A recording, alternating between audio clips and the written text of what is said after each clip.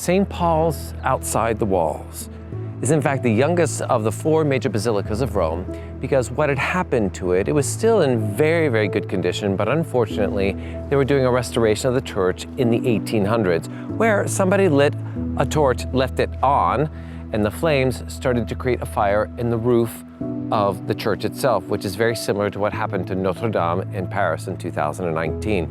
So they saved Notre Dame, fortunately. Unfortunately, this church was completely destroyed, razed to the ground. We have lovely 18th century prints by Piranesi that can show you what this place looked like after it was destroyed.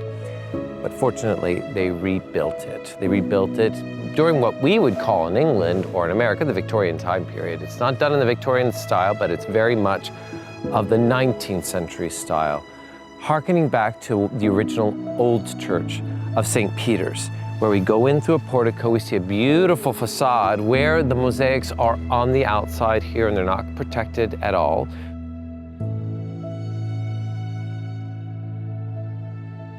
To be inspired on where to go and what to see, follow me and through eternity.